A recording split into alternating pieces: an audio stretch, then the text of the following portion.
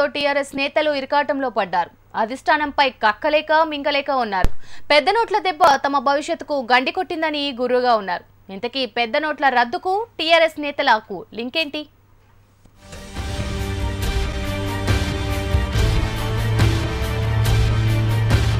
రెండేళ్ల తర్వాత టీఆర్ఎస్ లో ఈ మధ్య పదవుల పండుగ మొదలైంది.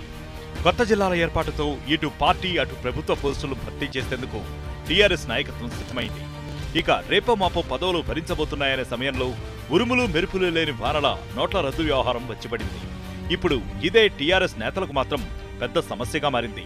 నోట్ల రద్దుపై కేసీఆర్ అసంతృప్తిగా ఉండటంతో పదవుల భర్తీకి బ్రేక్ పడింది. పదవుల పంపకాలు చేతి వరకు వచ్చి త్రుటిలో మిస్ అవ్వటం చాలా మంది టీఆర్ఎస్ నేతలకు మింగుడు పడటం లేదు.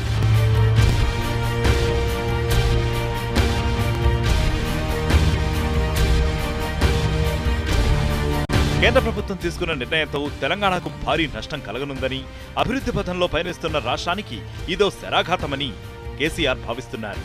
ఆర్థికంగా రాబడి పడిపోయిందన్న ఆందోళన వ్యక్తమైంది. ఈ పరిస్థితి నుంచి రాష్ట్రాన్ని గట్టెక్కించడం ఎలా అన్న దానిపై కేసీఆర్ తర్జన భర్జనలు పడుతున్న ఈ సమయంలో ఆయన దగ్గరికెళ్లి పదవుల గురించి అడిగే సాహసం ఏ నాయకుడు చేయలేకపోతున్నారు. దీంతో ఈ ఏడాదిలో పదవుల భర్తీ ఉండకపోవచ్చనే అభిప్రాయాలు టీఆర్ఎస్ నేతల్లో వినిపిస్తున్నాయి.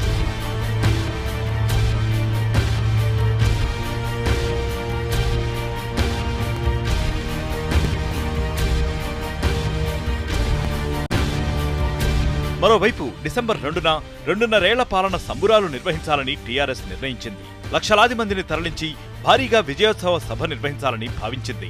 అయితే నోట్ల రద్దుతో విజయోత్సవ సంబురాలు నిర్వహించడంపై తర్జన భర్జన పడుతోంది. సంబురాల కార్యక్రమాన్ని రద్దు చేసినట్లేనని పార్టీ వర్గాలంటున్నాయి.